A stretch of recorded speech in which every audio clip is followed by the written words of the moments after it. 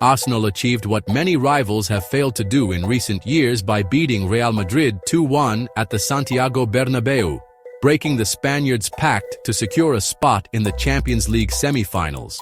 Stay until the end of the video and enjoy watching the merengues lament their failed comeback.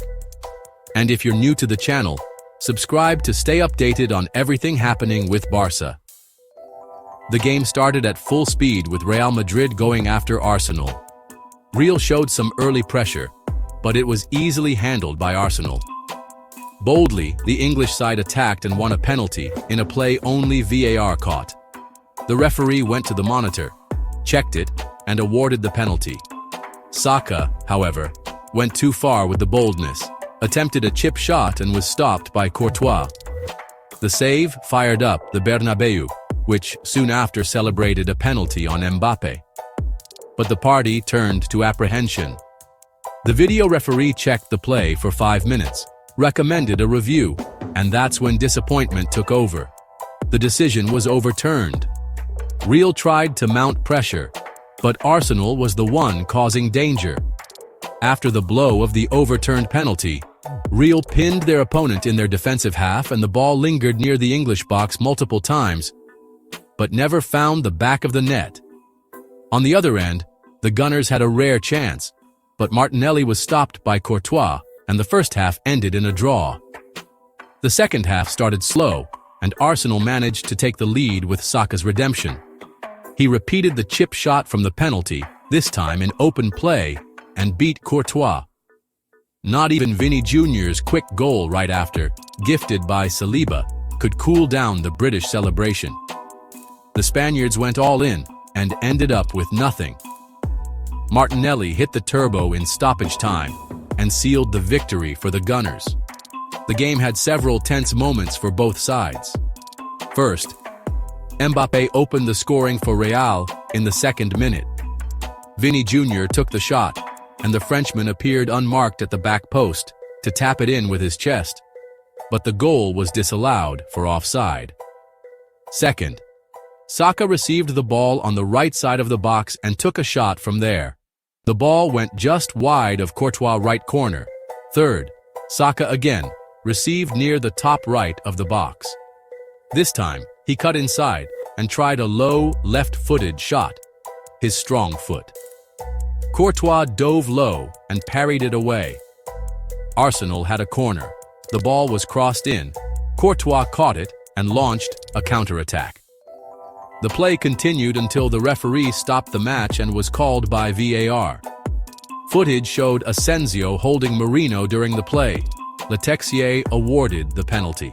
Saka took the kick and again tried to chip it to Courtois' right. The keeper guessed right and saved it. Fourth, Real crossed into the box. Asensio flicked it on, and Mbappé went down after a challenge with Rice. The referee pointed to the spot. VAR reviewed the play for 5 minutes and called Letexier to the monitor. The referee judged there was no foul. Fifth, Rice made a solo run and found Martinelli free on the left side of the box. The Brazilian controlled it, went to the byline, and shot from a tight angle. Courtois saved it. This major failure by the merengues caused a huge backlash among fans and the media, as highlighted on its site right after the match the English team's dominance over the Spanish giant. Real kneels. On Marca, the headline at the final whistle criticized Carlo Ancelotti's team's inability to respond at home after a tough loss in London. This Real is not made for miracles. The match report by Juan Ignacio Garcia Ochoa highlighted the team's apathy and summed up what the Spanish side lacked to reach the semi-finals. Football. Real Madrid's comeback amounted to 4 social media videos, a stadium mosaic, and the fans greeting the team bus in the rain. Nothing more. The fans did their part. The team didn't. The comebacks, the wild nights, they always came with a great team. A team behind, exactly what Real isn't this season, he wrote on the website. Scorer of Real Madrid's only goal in the 2-1 defeat to Arsenal, Vinny Jr. was spared criticism from the Spanish press. However, Rodrigo and Endrick were targets of Marca after Carlo Ancelotti's team was eliminated from the Champions League. Vini Jr. was named the second-best Real Madrid player on the field and received a rating of 7, behind only Courtois. The Brazilian was praised for his goal, but also for the effort shown throughout the 90 minutes on the pitch. From the start, Real Madrid's best offensive weapon, the only one who seemed to believe in the comeback, took the first shot on goal for Real, but without threat. Despite Arsenal's goal, he had the faith to steal a ball from Saliba and score. He tried 1,000 times, almost always making the wrong decision, but at least he showed up. While Vini Jr. was praised at Real Madrid, Rodrigo was named the worst player on the field alongside Alaba and Asensio, receiving a score of 4. The forward was substituted in the 60th minute for Endrick amid a lackluster game. He's going through a rough patch in his up-and-down career. His substitution was logical and deserved. He added nothing in attack, nor in defense. With just 30 minutes on the pitch, Endrick couldn't change the course of the match and received a 5.5 rating from Marca. The striker missed a great chance in stoppage time, but the aggregate score was already too wide at that point. He did everything he could, which maybe wasn't the best option, but there weren't many choices left. After the final whistle, some Real players lamented the home elimination to Arsenal. First to speak was Vinicius Jr. He said, "It's hard to accept. We did everything we could. We had some chances. They shut down very well and gave us no space to break through their block. But there are no excuses. This jersey demands more. I'm sorry for our fans." Jude Bellingham was the second to comment on the match. "It's a punch in the stomach. We came prepared, played a great game, but the Champions League is about details. And today, the details went against us." Antonio Rudiger was asked about the painful elimination at home and about Real Madrid's future this season. He said, "It's not the end of the world, but it's a big disappointment. We lacked composure, maybe more focus in the final minutes. Now it's heads up and more work."